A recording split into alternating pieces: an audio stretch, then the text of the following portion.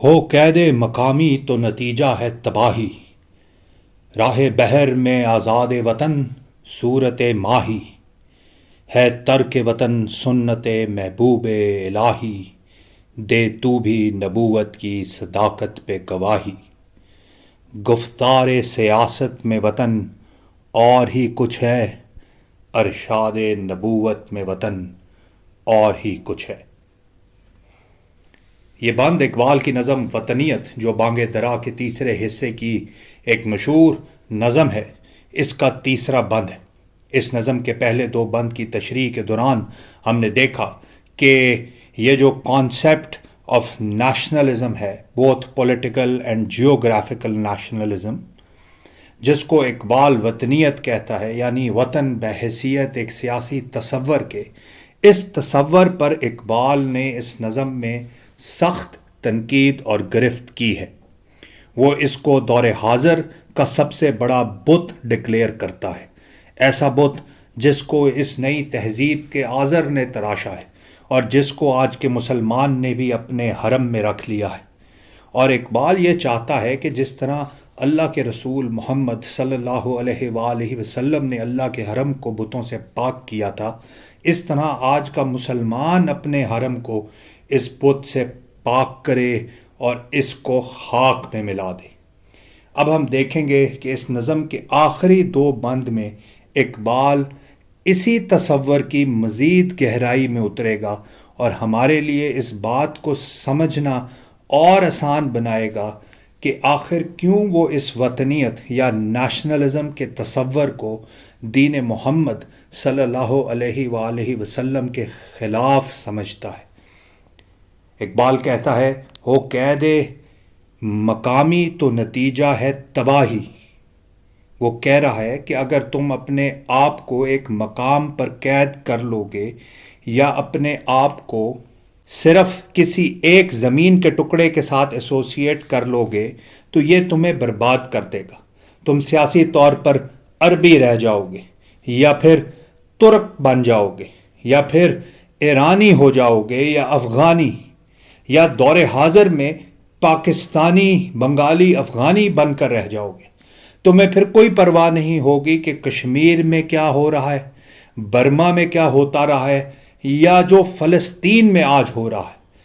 ہو قید مقامی تو نتیجہ ہے تباہی، راہ بحر میں آزاد وطن صورت ماہی، یعنی جو اس وطنیت کے تصور سے آزاد ہوتا ہے وہ پھر مچھلی کی طرح آزاد ہوتا ہے، چاہے جس مرضی سمندر میں جائے یا جس مرضی بحر میں چلا جائے، اسے کسی پولیٹیکل ڈویژن کی پرواہ نہیں رہتی۔ ہے ترک وطن سنت محبوب الہی، دے تو بھی نبوت کی صداقت پہ گواہی۔ اور یہ جو بڑے مقصد کے لیے یا کسی بڑی سوچ اور آئیڈیا کے لیے وطن کو ترک کرنا ہے، یہ خود اللہ کے رسول صلی اللہ علیہ وآلہ وسلم کی سنت ہے۔ یہی وہ سنت ہے جس کی وجہ سے ہمارے نبی صلی اللہ علیہ وسلم نے مکہ کو چھوڑا، اور ایسا چھوڑا کہ مدینہ النبی یعنی مدینہ المنورہ کو آباد کر دیا، اور ایسا آباد کیا کہ پھر مسلمانوں کا پولیٹیکل کیپٹل ہی وہ شہر بن گیا۔ اقبال بھی یہی کہہ رہا ہے کہ دے تو بھی نبوت کی صداقت پہ گواہی، کہ تم بھی اپنے سیاسی ملکوں سے اوپر اٹھو، اپنی نیشنلسٹک آئیڈینٹیٹیز کو ختم کرو اور اس نیشنلزم کے بت کو توڑ کر اللہ کے رسول محمد صلی اللہ علیہ وآلہ وسلم کی نبوت کے کانسیپٹ کی فکر کرو۔ یہ ہے اصل مقصد تمہارا، مقصد حیات چاہے کہہ لیں اس کو۔ آگے اقبال کہتا ہے کہ گفتار سیاست میں وطن اور ہی کچھ ہے، ارشاد نبوت میں وطن اور ہی کچھ ہے۔ یعنی ٹھیک ہے، وطن کی ضرورت سب کو ہے، سماجی طور پر بھی اور سیاسی طور پر بھی، اور خاص طور پر آج کی دنیا میں اپنی تشخیص کی خاطر بھی قوموں کو ایک وطن کی ضرورت ہے، ایک زمین کے ٹکڑے کی ضرورت ہے۔ لیکن جہاں نبوت اور concept of universal Muslim brotherhood کی بات آئے گی، پھر یہ سیاسی وطن آپ کا بہت پیچھے رہ جائے گا۔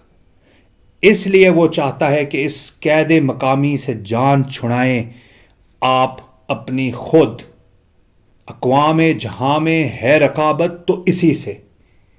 اب آخری بند شروع ہوگا جس میں اقبال آپ کو بتائے گا کہ یہ وطنیت کا تصور اصل میں کرتا کیا۔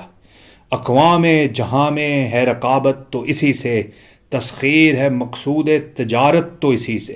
یہ وطن اور وطنیت کا تصور محض قوموں میں رقابت اور کمپٹیشن پیدا کرتا ہے، ایک دوسرے سے سبقت لے جانا، اپنے ہی فائدے کا سوچنا، اپنی تجارت، اپنا نفع و نقصان، اپنے لیے سیلفش ہو جانا، یہ بس مقصود ہوتا ہے اس نظریے کا۔ خالی ہے صداقت سے سیاست تو اسی سے، کمزور کا گھر ہوتا ہے غارت تو اسی سے۔ اور پھر یہ وطن جو محض سیاسی تقسیم پر وجود میں آتے ہیں، ان کو پرواہ نہیں رہتی کہ کمزور کی مدد کرنی ہے، ظالم کا ہاتھ روکنا ہے، ان کے لیے صرف اپنا سیاسی مقصد یا سیاسی فائدہ مقدم ہوتا ہے۔ فلسطین کے بچوں کے چاہے چیتھڑے اڑ جائیں، لیکن باقی سب مسلمان ملک اپنی سیاست اور اپنی تجارت کی فکر میں لگے رہتے ہیں۔ اقوام میں مخلوق خدا بڑھتی ہے اس سے، قومیت اسلام کی جڑ کٹتی ہے اس سے۔ یہ سیلف ایکسپلینیٹری ہے، یعنی اس وطنیت کے تصور کی وجہ سے اللہ کی مخلوق مختلف ملکوں اور حصوں میں بڑھ جاتی، اور جو اسلام کی قومیت ہے، خاص طور پر اللہ کے رسول صلی اللہ علیہ وآلہ وسلم کی امت کا کانسیپٹ ہے، اس کی جڑ ہی کاٹ دیتا ہے یہ نیشنلزم کا بت۔ یہ وجہ ہے کہ اقبال نے اس وطنیت اور نیشنلزم کے تصور سے اس شدت کے ساتھ نفرت کی، اور یہ ہے وہ لائلٹی، وہ وفاداری اللہ کے رسول صلی اللہ علیہ وآلہ وسلم کے ساتھ جو اقبال کا خاصہ ہے، اور جس کی وجہ سے اقبال کو دوام حاصل ہے۔ وہ دنائے سبل ختم رسل مولائے کل جس نے، غبار راہ کو بخشا فروغ وادی سینہ، نگاہ عشق و مستی میں وہی اول وہی آخر، وہی قرآن، وہی فرقان، وہی یاسین، وہی طٰہٰ۔ اللہم صلی وسلم وبارک علی نبینا محمد۔